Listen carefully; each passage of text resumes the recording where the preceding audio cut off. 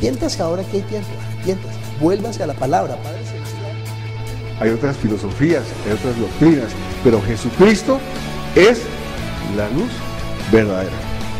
Dice la Biblia, y estos eran más nobles que los que estaban en Tesalónica, pues recibieron la palabra con toda solicitud, escudriñando cada día las Escrituras para ver si estas cosas eran así. No quiere decir que Dios no nos ame, pero el amor de Dios hacia nosotros es la manifestación del amor de su nombre. Que la resurrección de Cristo es el acontecimiento más importante de la historia. Entonces creer es eso, es seguir los designios de Dios, es no rebelarse a lo que Dios ya ha dispuesto. Es decir, Jesús está poniendo su propia palabra por encima de la ley más antigua. ¿Quieres saber qué es la gracia? La gracia es que el Señor entró en nosotros. Bienvenidos a la iglesia Palabra Viva. Nuestra misión es hacer discípulos por medio de la palabra para que vivan y den la vida obedeciendo y enseñando la voluntad de Dios, que es Jesús. Hebreos capítulo 1, versículo 1 en adelante, vamos a leer todos unánimes juntos. Dios, habiendo hablado muchas veces y de muchas maneras en otro tiempo a los padres por los profetas, en estos postreros días nos ha hablado por el Hijo, a quien constituyó heredero de todo y por quien asimismo hizo el universo, el cual siendo el resplandor de su gloria y la imagen misma de su sustancia, y quien sustenta todas las cosas con la palabra de su poder, habiendo efectuado la purificación de nuestros pecados por medio de sí mismo, se sentó a la diestra de la majestad en las alturas, hecho tanto superior a los ángeles, cuanto heredó más excelente nombre que ellos. Porque a cuál de los ángeles dijo Dios jamás: mi hijo eres tú, yo te he engendrado hoy, y otra vez, yo seré a él padre y él me será mi hijo. Y otra vez, cuando introduce al primogénito en el mundo, dice: adórenle todos los ángeles de Dios.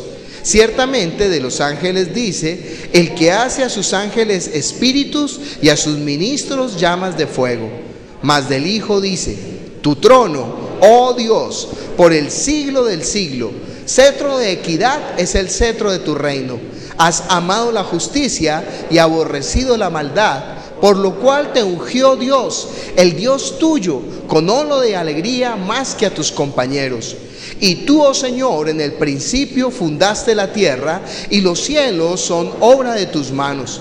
Ellos perecerán, mas tú permaneces, y todos ellos se envejecerán como una vestidura, y como un vestido los envolverás, y serán mudados, pero tú eres el mismo, y tus años no acabarán. Pues a cuál de los ángeles dijo Dios jamás: siéntate a mi diestra hasta que ponga a tus enemigos por estrado de tus pies? ¿No son todos espíritus ministradores enviados para servicio a favor de los que serán herederos de la salvación? Por tanto es necesario que con más diligencia atendamos a las cosas que hemos oído, no sea que nos deslicemos. Porque si la palabra dicha por medio de los ángeles fue firme, y toda transgresión y desobediencia recibió justa retribución, ¿cómo escaparemos nosotros si descuidamos una salvación tan grande, la cual, habiendo sido anunciada primeramente por el Señor, nos fue confirmada por los que oyeron, testificando Dios juntamente con ellos, con señales y prodigios y diversos milagros y repartimientos del Espíritu Santo según su voluntad? Porque no sujetó a los ángeles el mundo venidero, acerca del cual estamos hablando. Pero alguien testificó en cierto lugar: ¿qué es el hombre? Diciendo: ¿qué es el hombre para que te acuerdes de él? ¿O el hijo del hombre para que le visites? Le hiciste un poco menor que los ángeles, le coronaste de gloria y de honra, y le pusiste sobre las obras de tus manos. Todo lo sujetaste bajo sus pies. Porque en cuanto le sujetó todas las cosas, nada dejó que no sea sujeto a él. Pero todavía no vemos que todas las cosas le sean sujetas. Pero vemos a aquel que fue hecho un poco menor que los ángeles, a Jesús, coronado de gloria y de honra, a causa del padecimiento de la muerte, para que por la gracia de Dios gustase la muerte por todos. Porque convenía aquel por cuya causa son todas las cosas y por quien todas las cosas subsisten, que habiendo de llevar muchos hijos a la gloria, perfeccionase por aflicciones al autor de la salvación de ellos. Porque el que santifica y los que son santificados de uno son todos, por lo cual no se avergüenza de llamarlos hermanos, diciendo: anunciaré a mis hermanos tu nombre, en medio de la congregación te alabaré. Y otra vez, yo confiaré en él. Y de nuevo, he aquí yo y los hijos que Dios me dio. Así que por cuanto los hijos participaron de carne y sangre, él también participó de lo mismo, para destruir por medio de la muerte al que tenía el imperio de la muerte, esto es, al diablo, y librar a todos los que por el temor de la muerte estaban durante toda la vida sujetos a servidumbre. Porque ciertamente no socorrió a los ángeles, sino que socorrió a la descendencia de Abraham, por lo cual debía ser en todo semejante a sus hermanos, para venir a ser misericordioso y fiel sumo sacerdote en lo que a Dios se refiere, para expiar los pecados del pueblo. Pues en cuanto él mismo padeció siendo tentado, es poderoso para socorrer a los que son tentados. Vamos a orar pidiendo a Dios que obre con su palabra sobre nuestro espíritu. Que esa palabra que Él envió, que es espíritu y que es vida, sea transformando nuestro ser, sea llegando a nuestro interior, sea tocando nuestro interior. Oremos clamando por nuestro espíritu. Padre Celestial, nosotros te damos gracias por tu palabra, que es la verdad. Tu palabra es verdad. Obra con poder, Padre Celestial. Avívanos, Señor, aviva nuestro espíritu con tu palabra, Señor. Que el espíritu reciba la vida y que teniendo la vida sea avivado, Señor. Que nunca las tinieblas prevalecieron contra la luz. Entonces tu luz admirable sea deshaciendo, Señor, toda tiniebla que hay en nosotros, Señor, reprendiendo toda obra del diablo, Señor. Padre Celestial, yo te clamo, unge mis labios, dame la sabiduría de la palabra, dame el conocimiento de la palabra, dame el poder de la palabra. Que yo no me aparte ni a izquierda ni a derecha, que solamente dé a conocer lo que tú nos has revelado por medio de tu Hijo Jesucristo. Que sea el Espíritu Santo tomando de esto y llevándonos a toda la verdad. Glorifícate en esta hora, te lo pedimos en el nombre de Jesús. Amén. ¿Pueden sentarse? Nosotros el primer domingo del mes celebramos la Santa Cena. Es el momento precioso. Es que el Señor nos invitó a sentarnos en su mesa, aunque éramos desechados. Mucha gente tiene problemas con esto porque la religión enseña que para poder sentarse en la mesa hay que ser completamente puro y sin mancha, pero por sus propias obras. Entonces, si usted ha pecado en esta semana, usted no puede tomar la cena del Señor. Pero la Biblia enseña que efectivamente, para sentarse en las mesas del Señor hay que ser puro y sin mancha, pero por la sangre de Jesucristo, el Cordero, puro y sin mancha, que con su sangre pagó por todos nuestros pecados y nos lavó absolutamente, nos limpió, para que nosotros nos acercáramos confiadamente al trono de la gracia. ¿Se cree usted peor que Zaqueo? Pues Zaqueo es el ejemplo precioso, ¿no? Es que Zaqueo es el ejemplo precioso. Es que el hombre que tenía la vida corrupta hasta más no poder, porque era jefe de los publicanos. Pero sin embargo Zaqueo tiene algo. Él corrió para ver a Jesús y se subió en el sicomoro para poder verlo pasar al menos. Y cuando Jesús pasó por debajo del sicomoro, le dijo a Zaqueo: Zaqueo, ven, me es necesario posar en tu casa. Y entonces Zaqueo salió corriendo y organizó un banquete para Jesús e invitó a sus amigos. ¿Quiénes eran los amigos de Zaqueo? Pues unos malvados igual a él, porque nadie andaba con él sino los malvados, porque era tan malvado que la gente se avergonzaba de andar con Zaqueo. porque Zaqueo era muy pecador. Entonces él era solamente amigo de publicanos y de pecadores. Entonces invitó a sus amigos a la cena, ¿no?, con Jesús. Y Jesús entró a la casa de Zaqueo y se sentó en la mesa y comió con Zaqueo y partió el pan y bebió el vino con Zaqueo. Y en esa comunión, en ese momento de que Jesús tuvo comunión con el pecador, Zaqueo se puso de pie. Hasta ese momento para Zaqueo lo más importante había sido el dinero en su vida. Todo lo había dado por el dinero. Su nombre, su honor, su familia, su estatus, todo lo que más le importaba, eso le valía 5 a Zaqueo. Lo único que le importaba era el dinero. Pero en ese momento se puso de pie y dijo: a los que he robado le devuelvo 4 veces lo robado, y la mitad de mis bienes la entrego a los pobres. ¿Qué sucedió con Zaqueo? ¿Qué fue lo que pasó? Que el amor de Dios, que la misericordia de Dios, que la gracia de Dios entró en el corazón de Zaqueo, entró en la vida de Zaqueo. Lo que no había podido hacer la ley, lo que no había podido hacer el escarnio social, lo que no había podido hacer el señalamiento de los hombres, lo pudo hacer Dios con el amor, porque más fuerte que la muerte es el amor, dice la Biblia. Y Zaqueo fue transformado en su hombre interior.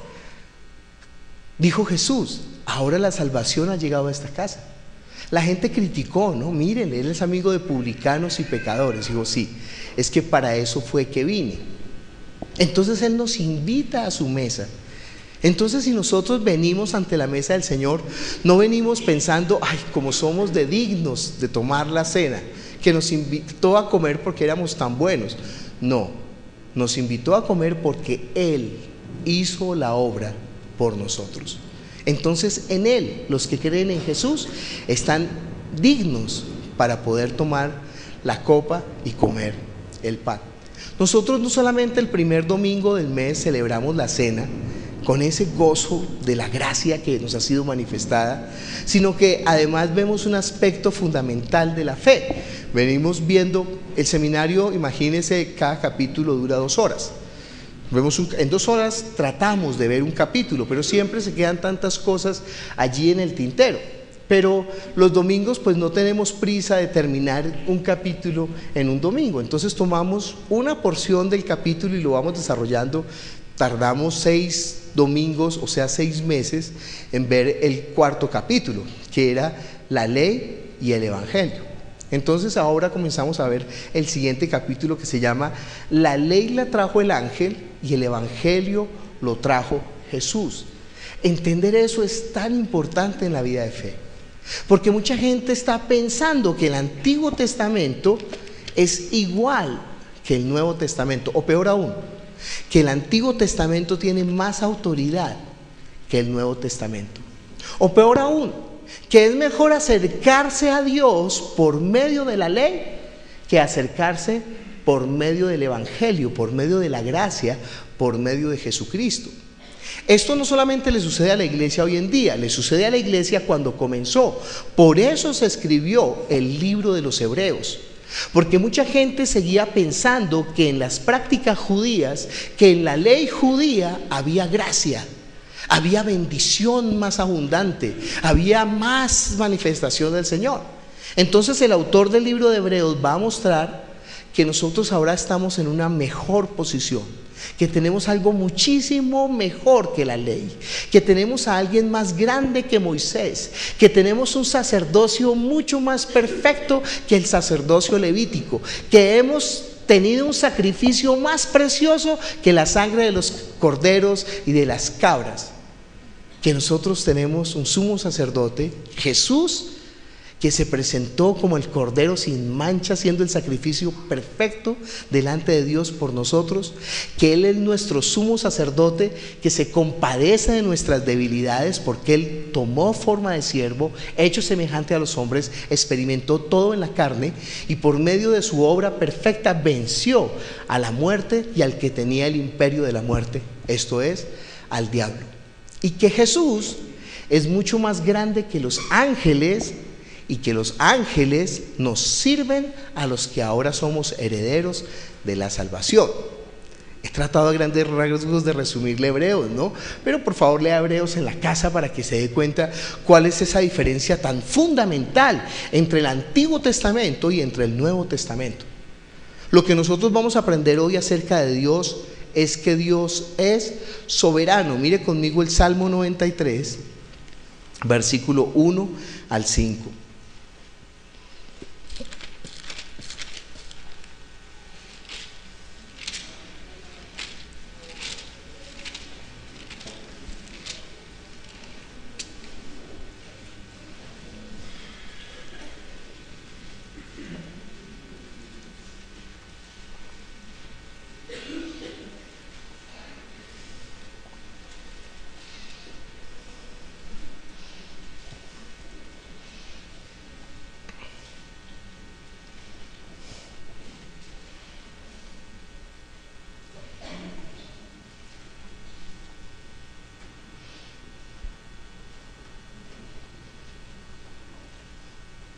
Salmo 93, versículo 1 al 5. Uno a veces, en lugar de estudiar la palabra, estudia las doctrinas de los hombres o las filosofías de los hombres. Y se deja descrestar, ¿no? Porque pues lógico, hay personas que han pensado también. Cuando uno conoce de Sócrates, uno dice, oiga, Sócrates es un duro. Pero resulta que Platón, su discípulo, quien nos lo da a conocer, después dice, pero Sócrates se equivocó. Entonces uno, oiga, pero Platón es un duro. Pero después Aristóteles dice, sí, pero Platón se equivocó. Entonces uno dice, entonces Aristóteles es el duro. Entonces después San Agustín dice, no, pero ellos se equivocaron. Entonces San Agustín es el duro. Entonces después dice, no, es que Santo Tomás dijo que San Agustín se equivocó. Santo Tomás es el duro. Entonces no, después Descartes va a decir, es que se equivocaron. Entonces Descartes es el duro. Entonces después Kant va a decir, no, se equivocó. Entonces Kant es el duro. Entonces después Kierkegaard. Pero ¿sabe qué? Los hombres siempre se van a equivocar, pero solamente la palabra de Dios permanece para siempre. Y es impresionante ver a todos los pensadores de todas las épocas volviendo a la palabra y volviendo a citar la palabra y hablando de Dios y hablando de Jesús. Solamente hay un duro, entiendan, Jesucristo. Él es. Entonces, por eso es que esta palabra es tan preciosa, ¿no? Porque nosotros la escudriñamos y ahí está todo. Uno lee los padres de la iglesia y ellos amaban a Dios, temían a Dios, pero se equivocaron. ¿Por qué? Porque se salieron de la palabra.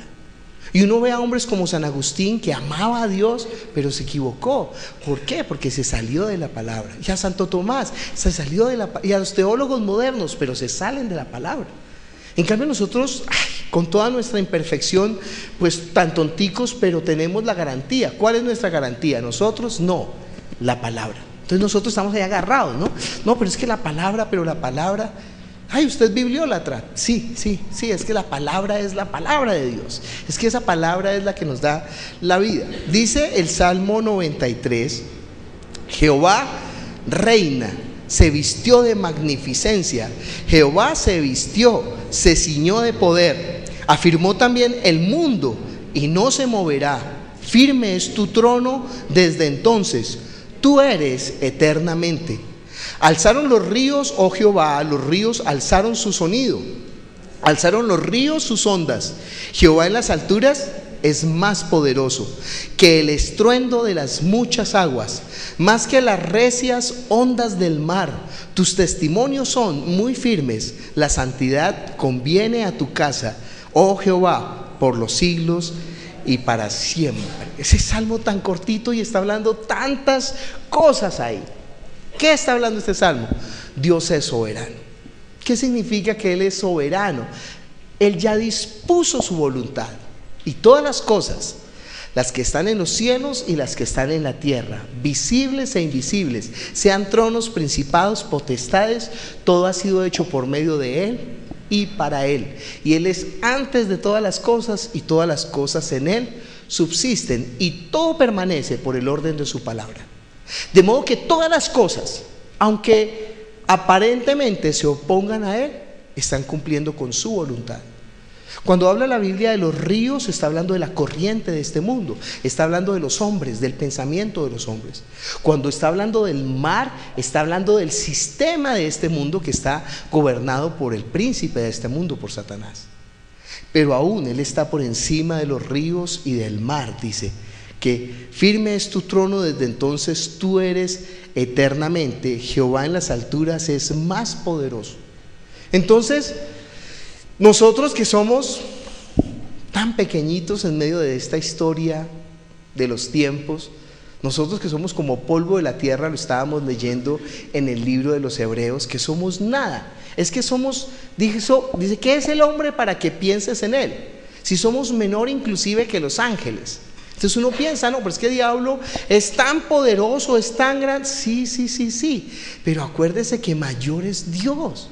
Y fuera de eso, Él ha dispuesto todas las cosas para su heredero y para los que aman su nombre, o sea, para los que aman a su Hijo. Entonces, por eso dice que, otra vez volvamos a Hebreos capítulo 1.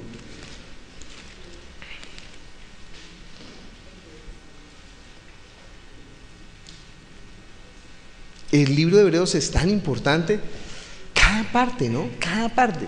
Pero dice ahí, ¿no?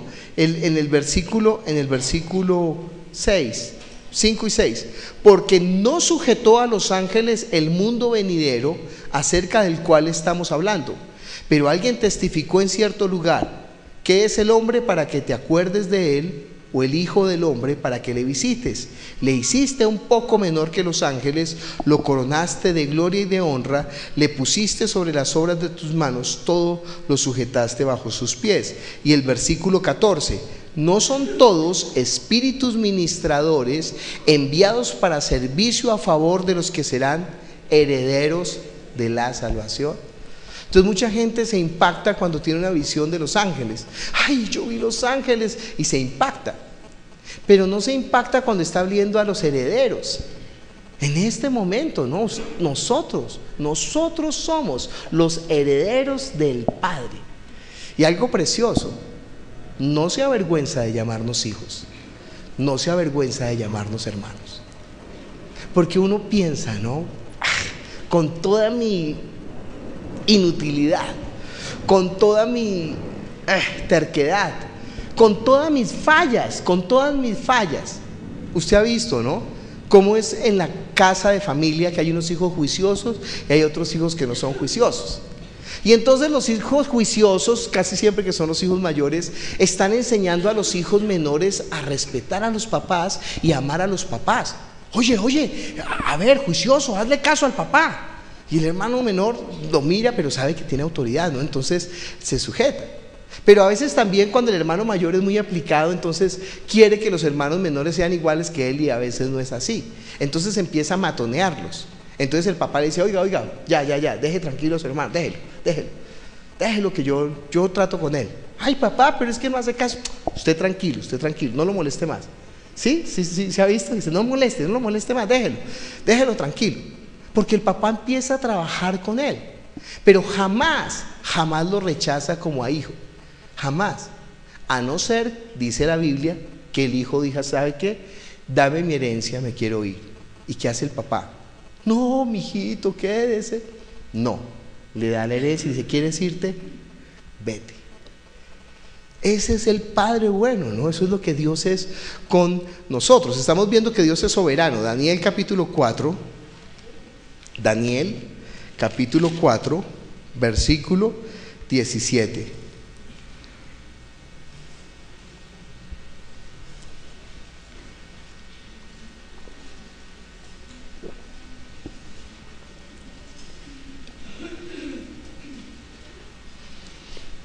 La sentencia es por decreto de los vigilantes y por dicho de los santos la resolución, para que conozcan los vivientes que el Altísimo gobierna el reino de los hombres, y que a quien Él quiere lo da, y constituye sobre él al más bajo de los hombres. Está hablando del rey Nabucodonosor. Dicen los historiadores que no ha habido otro reino igual que el reino de Nabucodonosor. Tan poderoso era el reino de los babilonios que cuando Alejandro Magno llegó al palacio de Susa, lo vio tan esplendoroso que lo quemó. ¿Por qué? Porque Alejandro quería seguir conquistando el mundo.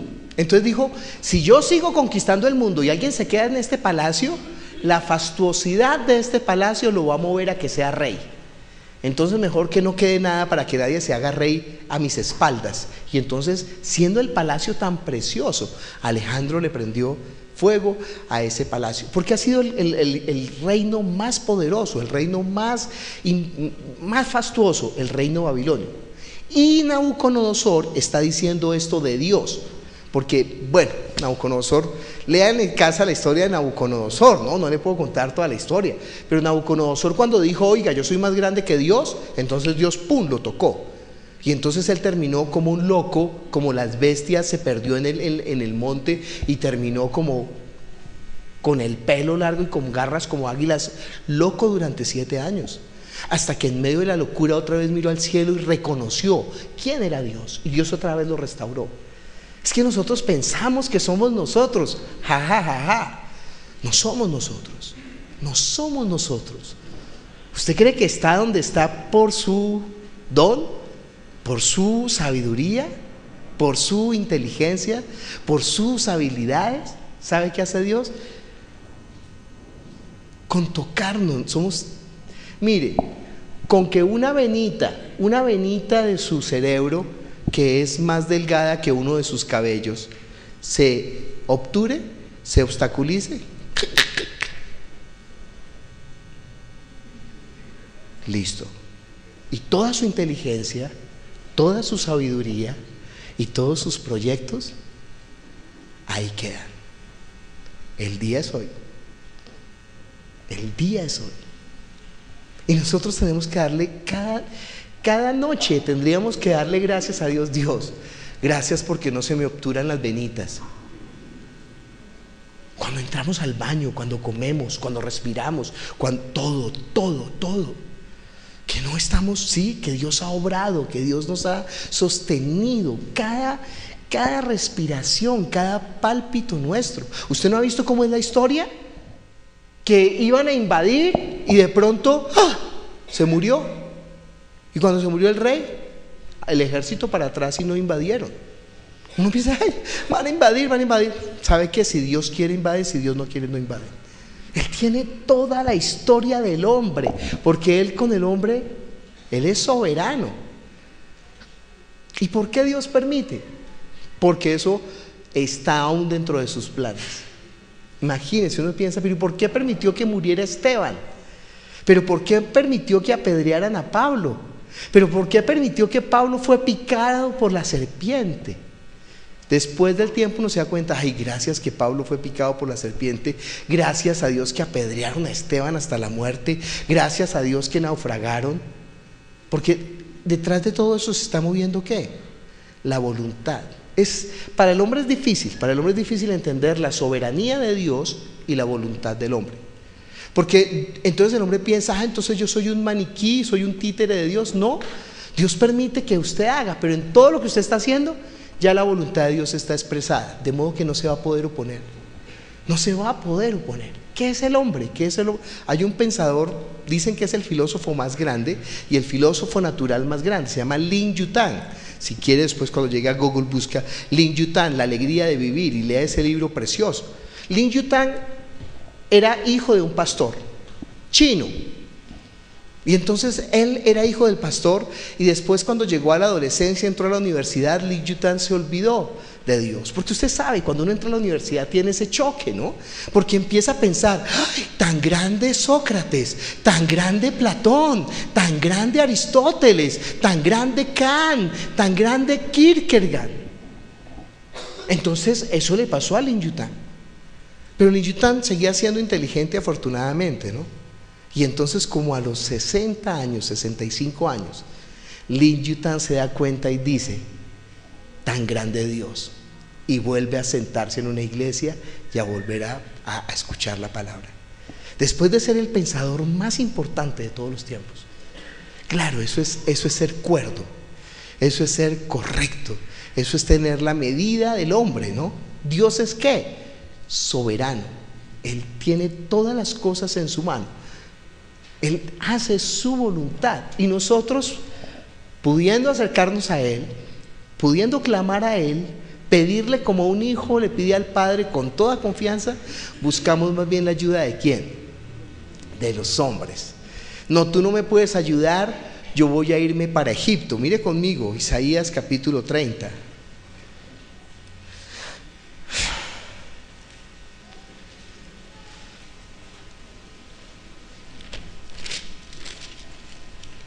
Versículo 1.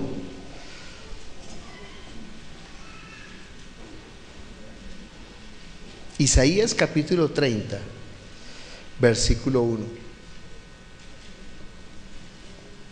Dice: ay de los hijos que se apartan, dice Jehová, para tomar consejo y no de mí, para cobijarse con cubierta y no de mi espíritu, añadiendo pecado a pecado, que se apartan para descender a Egipto y no han preguntado de mi boca, para fortalecerse con la fuerza de Faraón y poner su esperanza en la sombra de Egipto. Pero la fuerza de Faraón se os cambiará en vergüenza y el amparo en la sombra de Egipto en confusión. ¿Cuál es su cobertura? A mí me han preguntado, ¿cuál es su cobertura? Cuando me dicen cobertura yo siempre pienso en el chocorramo, ¿no? ¿Cuál es su cobertura? ¿Qué dice la Biblia? Nuestra cobertura es el Señor. El Espíritu de Dios es nuestra cobertura. De Él dependemos. Él es nuestra seguridad. Él es nuestra garantía. Él es nuestro amparo, nuestra fortaleza. Y yo estoy persuadido que el que comenzó en ustedes la buena obra la perfeccionará hasta el día de Jesucristo. Estoy persuadido. Cuando lo veo descender a las aguas, yo ya digo, Dios va a obrar. Espero que usted se mantenga fiel hasta el final, porque el que permanezca hasta el fin, este será salvo. Pero estoy persuadido. Entonces, ¿qué es lo que hago cuando no lo veo? Oro, Señor, tráelo, tócalo, muévelo. Señor, recuérdale quién eres tú. Vuélvelo al primer amor, Señor, obra con poder, obra. Y oro por mí, ¿no? Señor, que yo no me olvide de ti, que yo no empiece a confiar en mis fuerzas, que yo no piense que yo soy. Señor, ayúdame, guárdame. Padre, sin ti no somos nada, sin ti no tenemos oportunidad, sin ti, ¿quién es su patrocinador? Eso es lo que buscan los músicos, los artistas, los deportistas, los hombres de negocio. ¿Quién es su apalancamiento? ¿Quién lo va a ayudar? Alzaré mis ojos a los montes. ¿De dónde vendrá mi socorro? Mi socorro viene del Señor, que hizo los cielos y la tierra. No dará tu pie al resbaladero, ni se dormirá el que te guarda. Jehová es tu guardador, Jehová es tu sombra a tu mano derecha. El sol no te fatigará de día, ni la luna de noche. El Señor te guardará de todo mal. Él guardará tu alma. El Señor guardará tu entrada y tu salida, desde ahora y para siempre. Amén. ¿Lo duda? ¿Lo duda? No, pero ¿qué voy a hacer? ¿Qué voy a hacer? ¿Y Dios se olvidó de Dios? Que Él es soberano, que Él pone y quita a los reyes de la tierra. ¿Usted cree que alguien está ahí porque quiso? No, Dios lo ha permitido. Señor, tú estás permitiendo que haya ese malvado no quiero decir ningún país para no hablar de política aquí. Tú estás permitiendo, tú vas a permitir que ese pajarito hable. No hay problema. No se preocupe. ¿Sabe qué? Dios no parpadea. Dios no tiene espalda. A Dios nadie lo puede burlar. Dios tiene todo el control de toda, hasta su vida. Señor, ¿y entonces por qué permites? No te preocupes, en 5 años te muestro. En 5 años, mi pastor, la persona que me predicó la palabra, decía eso. Dentro de 5 años hablamos.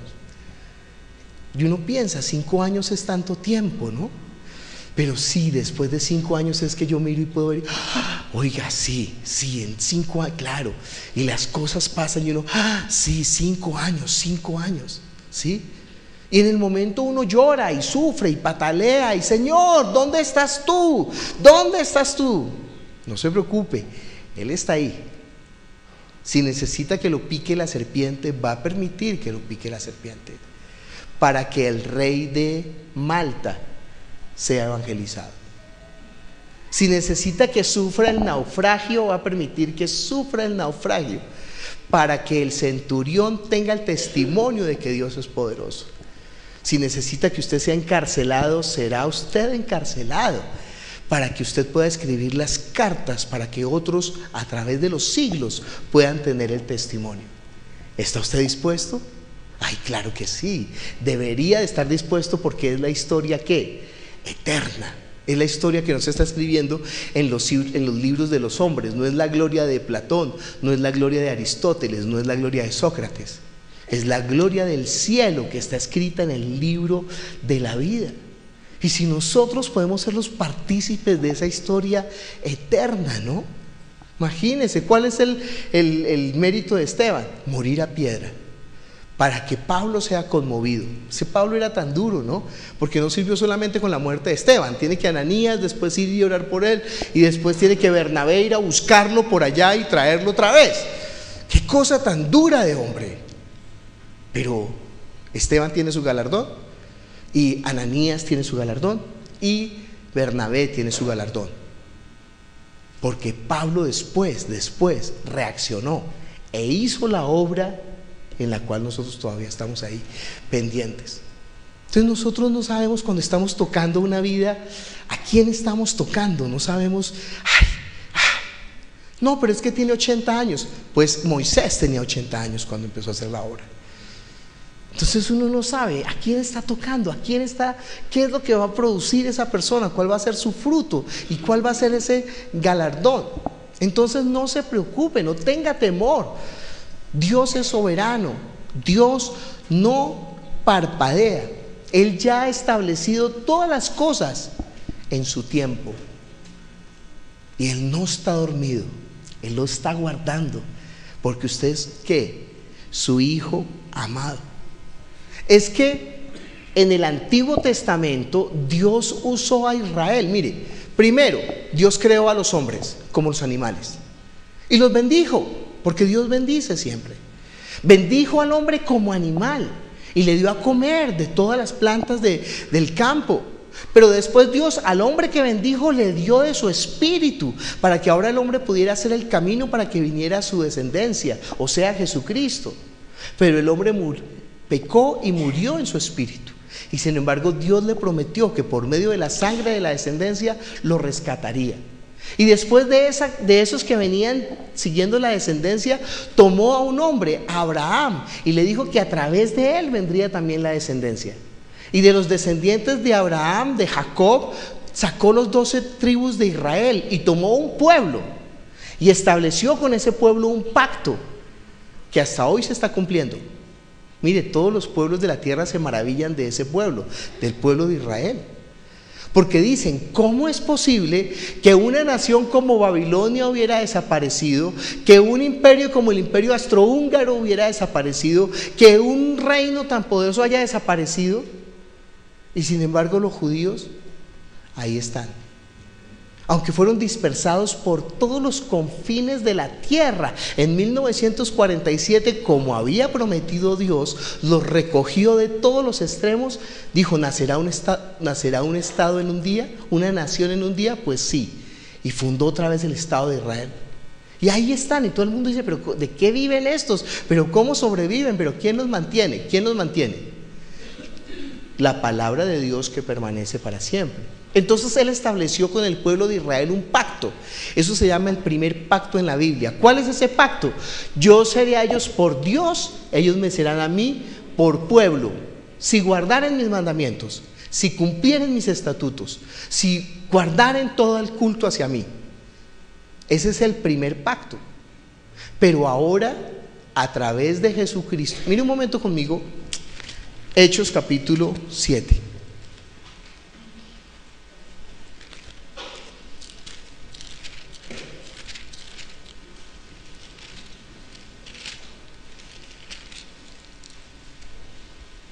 Piense, ¿no? Una vena más delgada que un cabello. Todas las noches deberíamos de dar gracias. Gracias. Ay, pero mire, tenía 20 años y se murió. Sí, sí. ¿O usted cree que la edad le da garantía de vida? Ja, ja, ja, ja.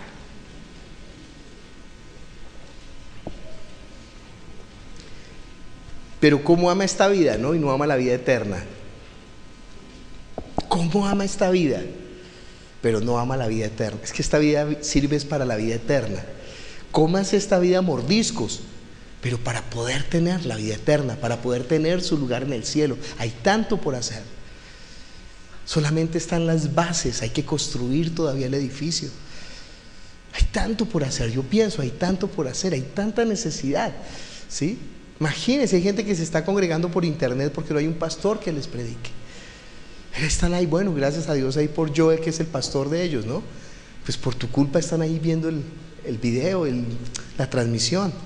Y yo de pronto no entiende la inmensidad de su trabajo. Por eso cuando falla una conexión yo me muero de la ira. Ay, no porque yo esté preocupado por las conexiones ni me interesa, sino porque yo sé qué es lo que hay detrás de esos cables. Almas de gente en todo el mundo que están pendientes de la palabra. Entonces, ay, pero ay, pastor, usted sí, ¿por qué se preocupa porque falla el sonido? Pues porque hay gente pendiente detrás de eso. Y de pronto es la única oportunidad que tienen de escuchar la palabra y no más. Entonces es tan valioso, ¿no?, lo que se hace. Hechos capítulo 7, versículo 30, bueno, leamos primero el versículo 53. Dice: vosotros que recibisteis la ley por disposición de ángeles y no la guardasteis. ¿Quién le dio la ley al pueblo de Israel? Dice la Biblia, los ángeles. Mire conmigo Hechos capítulo 7, versículo 38. Este es aquel Moisés que estuvo en la congregación en el desierto con el ángel que le hablaba en el monte Sinaí y con nuestros padres, y que recibió palabras de vida que darnos. ¿Quién en el monte Sinaí le dio la ley a Moisés? Dice la Biblia, el ángel. Hechos capítulo 7, versículo 30, dice: pasados 40 años, un ángel se le apareció en el desierto del monte Sinaí en la llama de fuego de una zarza. Entonces Moisés, mirando, se maravilló de la visión, y acercándose para observar, vino a él la voz del Señor: yo soy el Dios de tus padres, el Dios de Abraham, el Dios de Isaac, el Dios de Jacob. Y Moisés, temblando, no se atrevía a mirar. Y le dijo el Señor: quita el calzado de tus pies, porque el lugar en que estás es tierra santa. Ciertamente he visto la aflicción de mi pueblo que está en Egipto, y he oído su gemido, y he descendido para librarlos. Ahora pues ven, te enviaré a Egipto. A este Moisés, a quien habían rechazado diciendo: ¿quién te ha puesto por gobernante y juez? A este lo envió Dios como gobernante y libertador por mano del ángel que se le apareció en la zarza. Fíjese lo que le dice el ángel, ¿no? Oye, como yo estoy dando mi presencia aquí, quita tu calzado, porque el lugar que estás es santo. Imagínense, si es santo el lugar de tierra en donde está la presencia del ángel, ¿cuán santo es usted, que es el lugar en donde Dios ha puesto de su espíritu? Eso es lo que está hablando el Antiguo Testamento siempre, solamente una sombra de lo que es ahora. Entonces el ángel trajo la ley. Mire conmigo Gálatas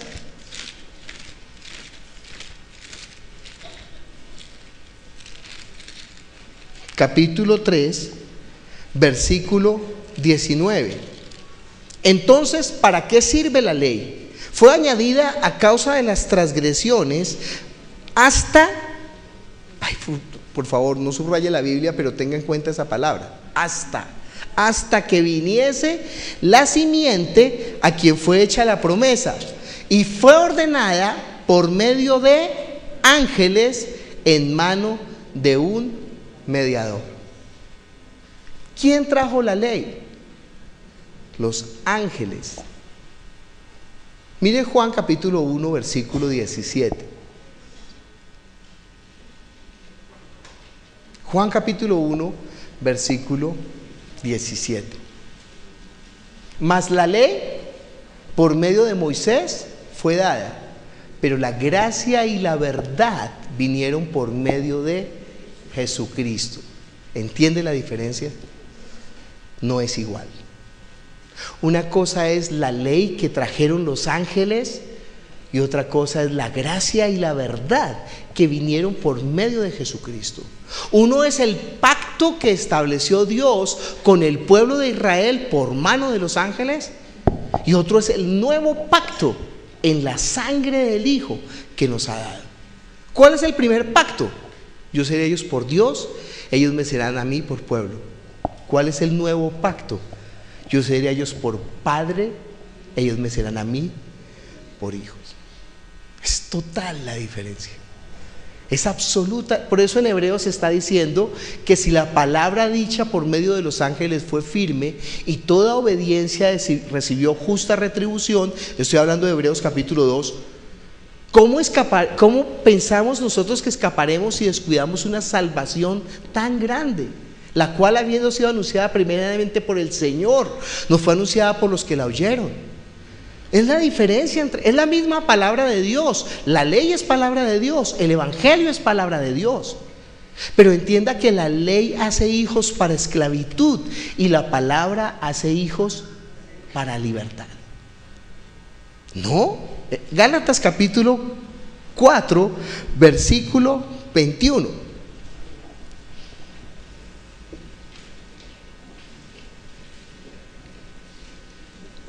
Si esto lo hubieran entendido las iglesias en Bogotá y en Colombia y en el mundo hace 20 años, pues se hubiera evitado tanta iglesia mesiánica hoy en día. Mesiánicos son iglesias que eran cristianas y volvieron a la ley y ahora se están circuncidando y guardan los días y las fiestas y usan kippah y usan talil y celebran el Rosh Hashanah y celebran el Yom Kippur y celebran la fiesta de los tabernáculos y celebran la Pascua. Y ay, ¿eso tiene tanta bendición? No, señor, eso no tiene bendición. ¿Eso tiene qué? Maldición. Ay, no diga eso. Leamos desde el versículo 21. Gálatas 4. Decidme los que queréis estar bajo la ley. ¿No habéis oído la ley? Porque está escrito que Abraham tuvo 2 hijos, uno de la esclava y el otro de la libre. Pero el de la esclava nació según la carne, mas el de la libre por la promesa. Lo cual es una alegoría, pues estas mujeres son los 2 pactos. El uno proviene del monte Sinaí, el cual da hijos para esclavitud. Este es Agar. Porque Agar es el monte Sinaí en Arabia y corresponde a la Jerusalén actual, pues ésta, junto con sus hijos, está en esclavitud. Mas la Jerusalén de arriba, la cual es madre de todos nosotros, es libre, porque está escrito: regocíjate, oh estéril, tú que no das a luz, prorrumpe en júbilo y clama tú que no tienes dolores de parto, porque más son los hijos de la desolada que de la que tiene marido. Así que, hermanos, nosotros como Isaac somos hijos de la promesa. Pero como entonces el que había nacido según la carne perseguía al que había nacido según el Espíritu, así también ahora. Mas ¿qué dice la Escritura? Echa fuera a la esclava y a su hijo, porque no heredará el hijo de la esclava con el hijo de la libre. De manera, hermanos, que no somos hijos de la esclava, sino de la libre. Estad pues firmes en la libertad con que Cristo nos hizo libres, y no estéis otra vez sujetos al yugo de la esclavitud. Es que en la soberanía de Dios, Él estableció los tiempos y las sazones y la elección. Entonces Él escogió un pueblo. ¿Para qué? Para que a través de ese pueblo viniera Jesús, el Mesías, el Salvador. Y para que ese pueblo se mantuviera, le dio ¿qué? La ley. Y ellos, guardando la ley, entonces estaban guardando la promesa, el pacto. Pero ojo, esa no es la promesa. Eso es solamente la ley. Y a través de ellos vino la promesa. Por eso dice, ¿hasta cuándo es la ley? Dice ahí en el versículo, entonces, ¿para qué sirve la ley? Fue añadida a causa de las transgresiones hasta que viniese la simiente a quien fue hecha la promesa. Y en esas dispensaciones de Dios, solamente los que estaban bajo ese pacto podían ser ¿qué? Siervos, esclavos. Bueno, es que es mejor ser esclavo que no ser nada. ¿Sabía eso? Es mejor ser siervo que no ser nada. Sí, una persona tiene la empresa, entonces los que trabajan en la empresa. ¿Y usted dónde trabaja? No, yo para la gloria y honra de nuestro Señor Jesucristo trabajo en Pacific Royales, y eso sí es, no, lo mejor. Esa empresa, no. Ay, dije el nombre por decir cualquier nombre. Bueno, en Cocorico. Después dice que le estoy echando vainas. Pero ¿saben qué? No es lo mismo ser el empleado del dueño de Cocorico que ser el hijo del dueño de Cocorico. Porque el empleado no va a heredar. El que va a heredar es ¿quién? El hijo. Mire conmigo Romanos capítulo 8. Esta parte es tan difícil de entender para algunos, pero es tan clara en la palabra. Que no es por medio de la ley, es por medio del evangelio que nosotros tenemos acceso a Dios. Y que la palabra del evangelio es más poderosa que la ley, porque la ley puede de pronto transformar la carne, pero la palabra del evangelio transforma ¿qué? El espíritu.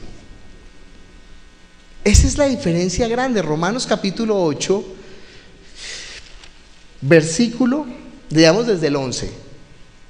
El versículo 11 de Romanos 8 me encanta, es un versículo poderoso. Dice, y si el espíritu de aquel que levantó de los muertos a Jesús mora en vosotros, el que levantó de los muertos a Cristo Jesús vivificará también vuestros cuerpos mortales por su espíritu que mora. Ay, pero él no cambia, no cambia. Pues es que el problema es que entonces no está el espíritu morando en él. O aunque el espíritu está morando en él, está apagando el espíritu y no está dejando que el espíritu gobierne, sino que sea la carne la que gobierne. El problema no es la ley, el problema es el espíritu. ¿Quiere que cambie? Predíquele el evangelio, predíquele la gracia, háblele de Jesús. Y cuando él recibe la gracia como Zaqueo, va a ser transformado. Ay no, pastor, pero de vez en cuando predique la ley, es muy necesario. Su merced, yo no voy a meter a la gente de la iglesia bajo maldición, porque entonces estaría predicando un evangelio diferente, como dice Gálatas, y entonces sería ¿qué? Anatema. ¿Quiere usted ser anatema? Pues su merced puede hacerlo, yo no tengo ningún problema, pero yo no puedo ser anatema, sino que él nos mandó a predicar ¿qué? El evangelio de la salvación. Y ese evangelio, yo estoy persuadido de eso. ¿Por qué? Porque lo hizo con mi vida y lo hace con mi vida. Y todos los días sé que si no fuera por su gracia, yo no podría acercarme confiadamente a su trono. Que si no fuera por su gracia, yo no podría tomar la cena dignamente. Que si no fuera por la gracia, yo no podría llamarle Padre nuestro. Entonces yo creo que el que comenzó la buena obra la perfeccionará hasta el día de Jesús. Por eso solamente oro, Señor, obra, transfórmalo, cámbialo, alúmbrale los ojos del entendimiento, ábrele la entendedera. Así dice Pablo, pero en otras palabras.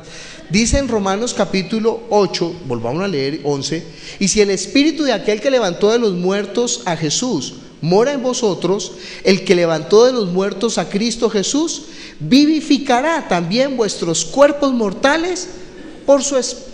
¿Tiene problemas con su carne? ¿Está luchando? Muy bien, estamos en la misma situación. ¿Qué hacemos?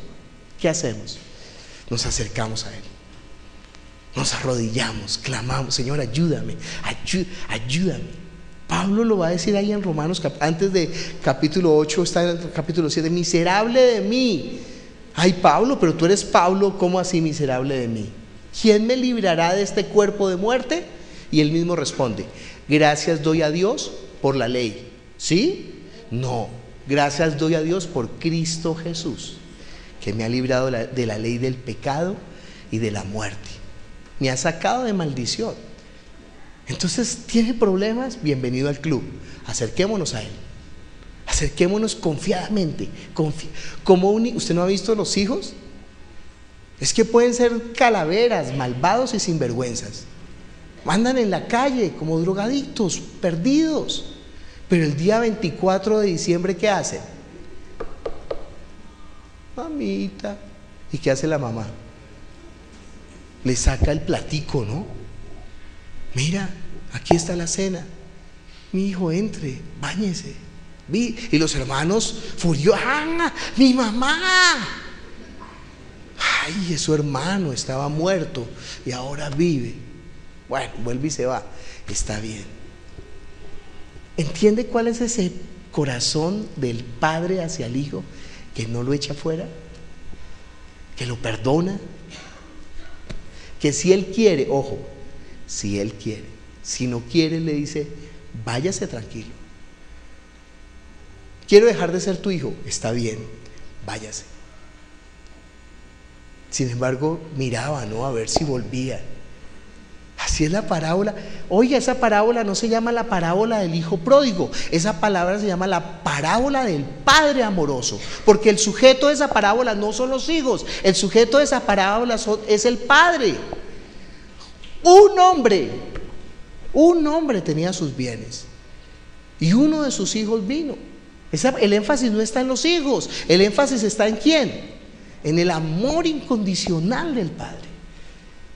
Que todo aquel que viene lo recibe, pero el que se quiere ir también lo deja ir. Wow. Entonces dice ahí en el versículo 12: así que, hermanos, deudores somos, no a la carne, para que vivamos conforme a la carne, porque si vivís conforme a la carne, moriréis. Mas si por el Espíritu, esa es la clave, si por el Espíritu hacéis morir las obras de la carne, no es con la ley, es con el Espíritu.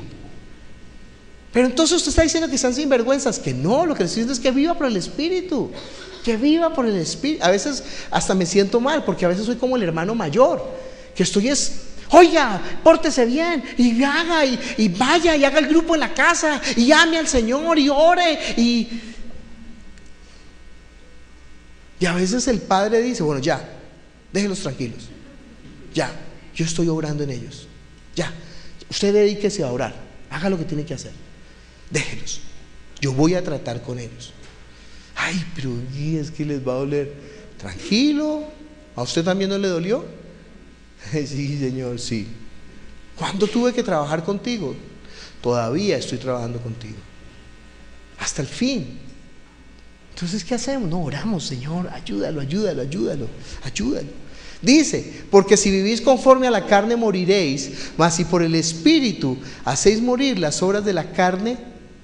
Yo creo que el pastor que me predicó el evangelio no daba 3 pesos por mí. Y me fui de la iglesia. Me aparté 4 años y medio. Pero yo sentía, ¿no?, ese vacío, yo sabía. Y estaba ahí en medio de todo el placer del mundo, ¿no? Pero yo sabía. Sí, esos mariscos me sabían amargos en la boca. Yo sabía, hay algo mejor que esto. Hay algo mejor. En la casa de mi Padre hay una mesa dispuesta para mí. Hasta que algún día ya volví, ¿no? Pero yo sé, el pastor no daba 1 peso. Y cuando me fui pensaría, ya no va a volver. Pero el Padre bueno, ¿no?, que siempre enviaba situaciones, personas que me hacían voltear a mirar otra vez a Él, ¿no? Pero yo pude haberlo escuchado y podría no haber estado ahí, ¿no? Porque es las dos cosas, la soberanía de Dios, la voluntad del hombre. Dice, porque todos los que son guiados por el Espíritu de Dios, estos son hijos de Dios. Pues no habéis recibido el espíritu de esclavitud para estar otra vez en temor, sino que habéis recibido el espíritu de adopción, por el cual clamamos, Abba, Padre. El Espíritu mismo da testimonio a nuestro espíritu de que somos hijos de Dios. Y si hijos, también herederos, herederos de Dios y coherederos con Cristo, si es que padecemos juntamente con Él, para que juntamente con Él seamos glorificados. Pues tengo por cierto que las aflicciones del tiempo presente no son comparables con la gloria venidera que en nosotros ha de manifestarse. Padre Celestial, nosotros te damos gracias por tu mesa, que nos has invitado a sentarnos ahí. Señor, en la casa de mi Padre aún los siervos comen mejor, pero tú, Señor, has preparado para nosotros la mesa, Señor.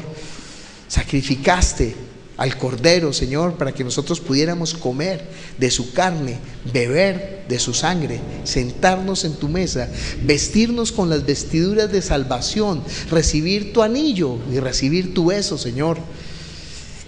Padre Celestial, gracias por este momento precioso, Señor, que nosotros podemos celebrar esta cena en memoria tuya. Que cuando nosotros tomamos la sangre, estamos diciendo que solamente por la obra de Cristo Jesús nosotros somos dignos, no por nuestras propias obras, sino por la obra preciosa que tú hiciste. Cuando comemos tu pan, Señor, estamos declarando que queremos vivir por tu palabra, Señor. Y esa palabra es esto, que en ti hay salvación, que en ti hay vida eterna y que en ti podemos acercarnos confiadamente al trono de la gracia. Padre Celestial, que ninguno, Señor, rechace tu amor, sino que todos lo reciban con toda confianza, no en nuestras obras, sino en la obra única y perfecta de Cristo Jesús. Amén. Mientras usted toma la cena, esté allí orando a Dios.